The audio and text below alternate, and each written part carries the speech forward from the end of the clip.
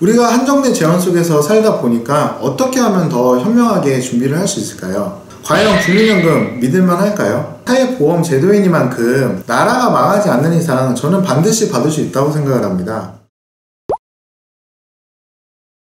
안녕하세요. 건강한 경제적 자유를 돕는 머프리 한입니다.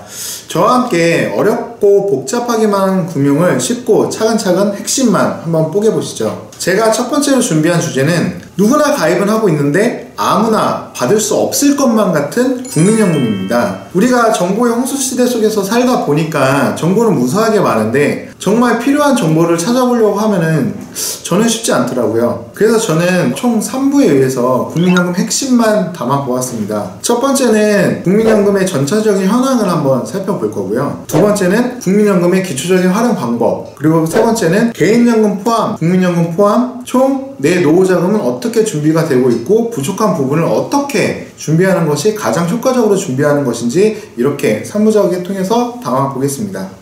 자, 국민연금 참 말이 많죠. 여러분들 생각은 어떠신가요? 국민연금공단 보도자료를 보면은 노후에 필요한 생활비는 250만원 정도 가량 든다고 합니다. 하지만 국민연금 수급액은 평균적으로 한 50만원 미만이라고 하는데요. 여러분들은 부족한 부분을 어떻게 준비를 하고 계세요? 우리가 한정된 제한 속에서 살다 보니까 어떻게 하면 더 현명하게 준비를 할 수 있을까요? 과연 국민연금 믿을만 할까요? 국가가 보장하는 사회보험 제도이니만큼 나라가 망하지 않는 이상 저는 반드시 받을 수 있다고 생각을 합니다.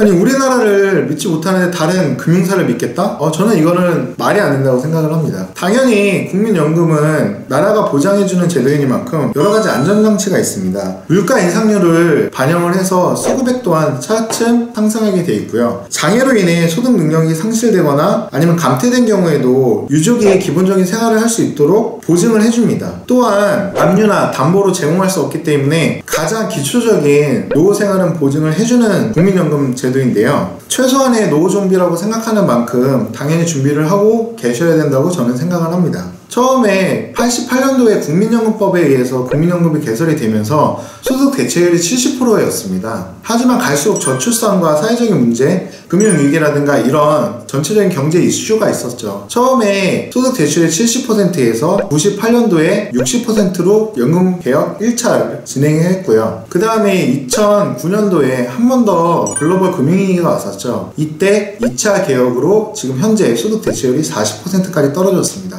국민연금 수급자가 기하급수적으로 늘어날 기간이 한 불과 2년 정도밖에 안 남았는데요. 그렇다면 나라에서는 보증을 해주기로 했던 소득 대체율 40%를 어떻게 보장을 해줄 수 있을까요? 바로 국민연금 개혁이 또 있을 예정입니다. 어떤 개혁 내용들을 통해서 소득 대체율 40%를 보증을 해줄까요? 자, 첫 번째는 바로 국민연금 요율 변동입니다. 현재 국민연금 요율은 9%입니다. 사업자가 4.5%, 가입자가 4.5%를 부담하는 구조로 되어 있습니다. 이 9% 요율을 12에서 14% 정도로 늘리자. 이게 첫 번째 개혁 방안이고요. 두 번째는 연금으로 수급받는 나이를 조금 더 연장을 하자입니다. 처음에는 구조 자체가 10년 이상 납부한 사람에 한해서 61세부터 수급을 받게끔 되어 있습니다. 하지만 2033년도까지 64세까지 늘어날 예정이었는데요. 이거를 2048년까지 68세로 연기를 하자. 이게 두 번째 연금 개혁 방안입니다. 마지막 세 번째는 지금 60세까지 납부 기준을 잡고 있는데 이 납부 기준을 소득이 있는 사람에 한해서 65세까지 늘리는 방안이 바로 세 번째 방안입니다.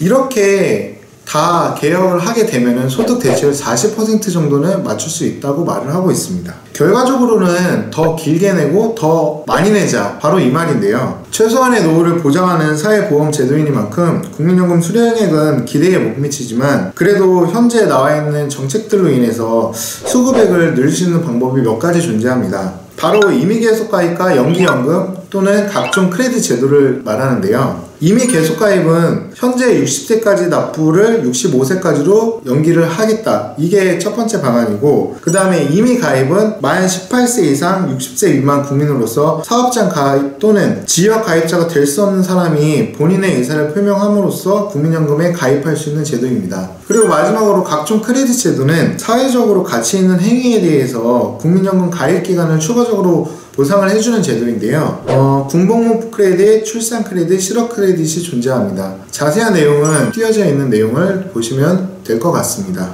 우리는 아는데 안 쓰는 거랑 없어서 못 쓰는 거랑은 천지 차이라고 이야기를 하죠. 저는 국민연금도 마찬가지라고 생각을 합니다. 여기까지 국민연금 전반적인 상황에 대해서 한번 살펴보았는데요. 다음 시간에는 기초적인 연금, 국민연금을 어떻게 하면 효과적으로 활용할 수 있는지에 대해서 준비해 보겠습니다. 영상이 기대된다면 구독과 좋아요 버튼 부탁드리겠습니다.